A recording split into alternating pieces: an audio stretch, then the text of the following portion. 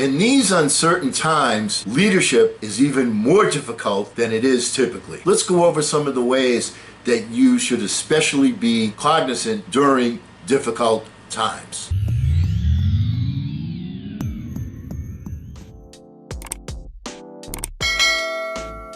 Hello again, everyone. I'm Eli's dad with Project Eli, where we educate, we lead, and we inspire.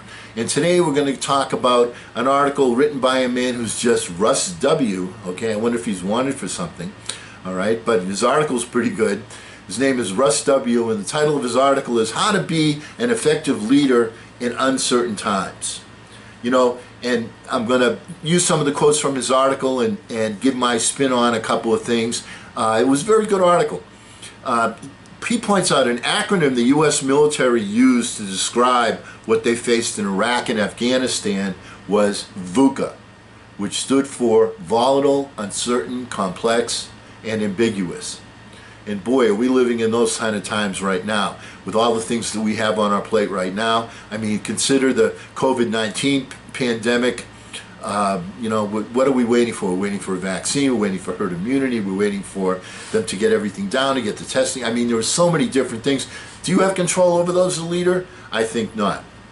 Then we, of course, have the election coming up in a month or two, and, you know, certainly there are several unknowns that are connected with who our next president is going to be.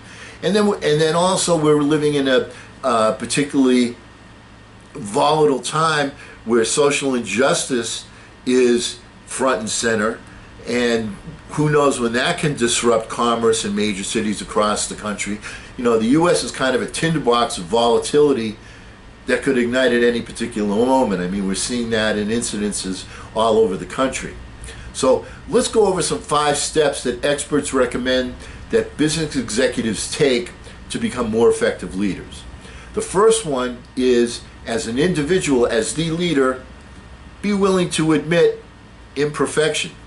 I mean, the perfect leader exists only in a textbook. In real life, nobody's perfect. And some of the things that leaders should strive for towards this end is understanding that, you know, they're not infallible. Is number one is sense making. And this is right from the article. This is some of the really good stuff. Sense making. Attempting to map the full context and layered complexities that your business must navigate. In other words, you as a leader going over the scenario with your people, work as a team, develop your vision as a team. You know, but before that can be done, the team has to realize what scenario you're in. What's the financial relationship of the company to present society? What kind of time do we have? What kind of resources do we have? Is there you know, a deadline to achieve a certain goal? I mean, all of the different facets that factor in to looking at the vision have to be shared with the team. Otherwise, they're not in a position where they can help you with the vision. Relating, okay, this is part of relating, is to cultivate authentic relationships with the people on your team. You know, don't be someone in the ivory tower that only comes down once in a while. If you're, you know, we're in troubled times. People need reassurance. People need to see that their leadership is on target, that their leadership is confidence. You know, remember when you were a little kid and, you know, this happened and that happened, and you ran to mommy or daddy and they said, it's okay, mommy's here, daddy's here, you're okay. Well, people grow up, but they still need that same kind of support. So, and relating means the individuals also need to see, just as a child needs to see that they're making progress, that they're growing, the people on your team, the people in your company need to see that as well. And so, like I said, it's authentic. You want to teach people what they need to know so that they can advance, and then they feel 2 things. Number one, they feel that they as an individual are making progress, and number 2, that the company is making progress towards its individual goal. And of course, visioning. There's got to be a vision. And the vision is best portrayed when, you know, think of it as a painting, as, you know, maybe you go out and you buy the frame and you put up, you know, the canvas, and you may start, but you allow the individuals on the team to also contribute some of the very fine strokes that are going to be needed to make the painting a bestseller. So, you're there, but they're there also. The people on your team, let them become part of the painting group, the group that gets the artwork going. All right, you don't want to just say, here's the artwork, love it. All right, you say, here's the artwork, here's the basics, help me fine tune it, help me fill in some of the blank spaces, help me with the coloring, help me with the subtlety, help me with the various things that you're trying to get accomplished. And inventing.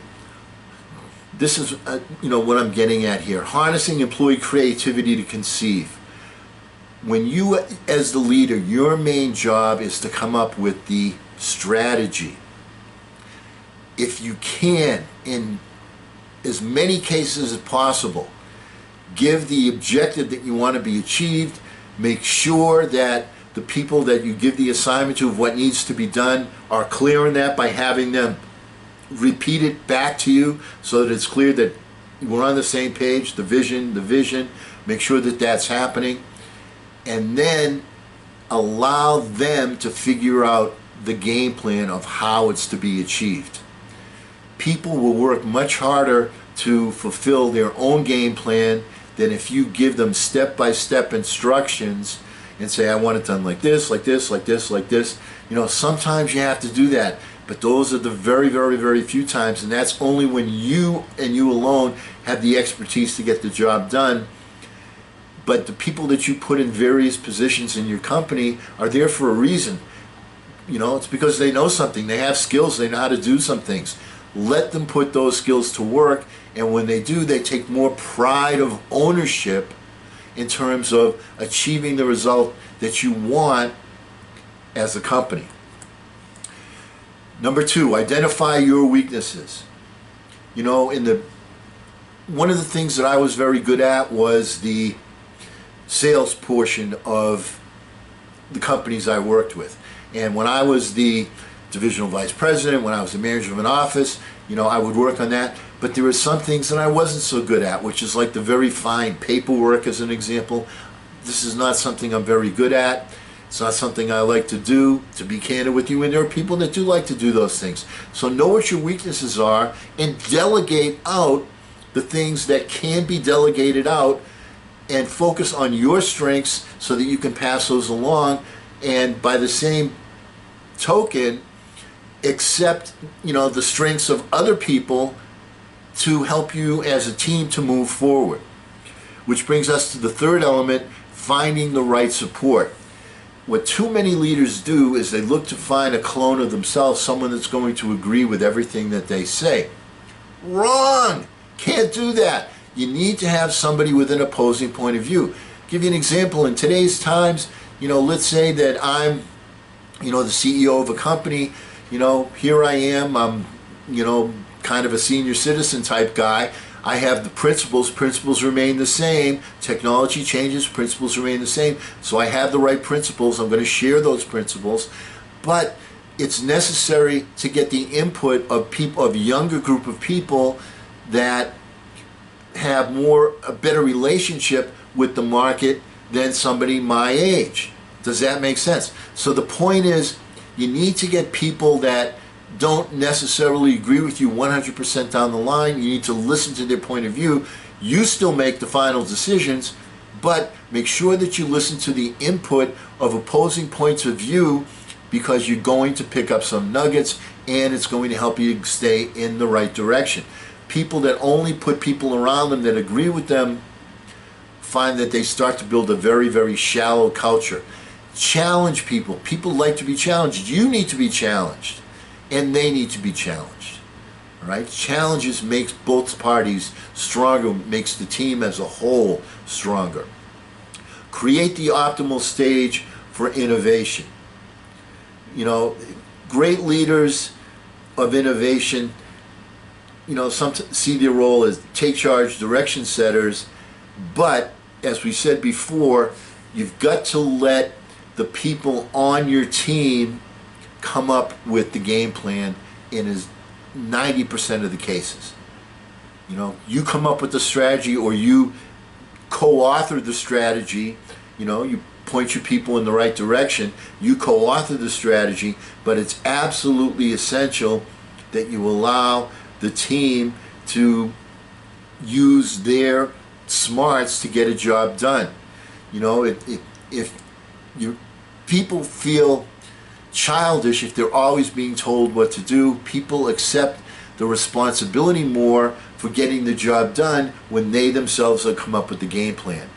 Does that make sense? I've saying this kind of twice, but it's a very important point. And finally, don't chastise risk takers for failure. Hey, guess what? You're going to go down the road. There's going to be potholes. There's going to be detours. Mistakes are going to be made. And if you made them, you would say, oh my God, oh my goodness, I made this mistake. Not a good thing.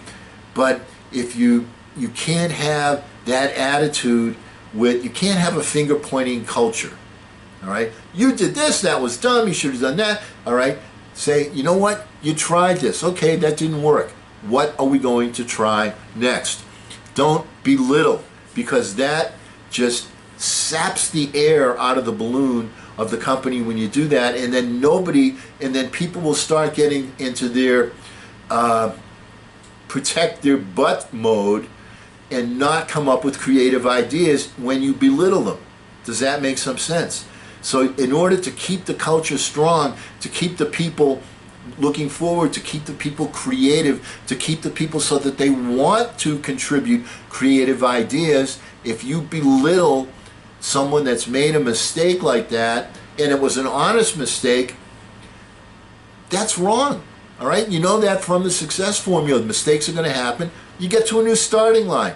That's the way you got to look at it. That's the way you have to define your culture. Hey, you tried, it didn't work, boom. Let's try again. I really appreciate that you tried. Let's put on your thinking cap and start all over again. Does that make sense?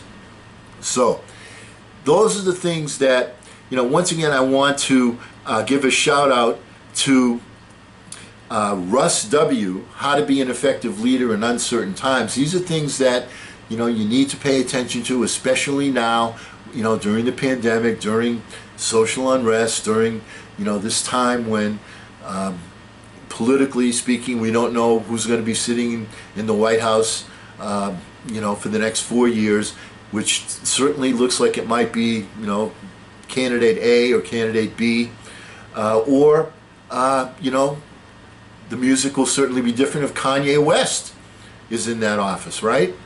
Okay. So, because we never end a meeting on a philosophical note, be an effective leader in uncertain times. We will get out there and we will charge. I'm Eli's dad.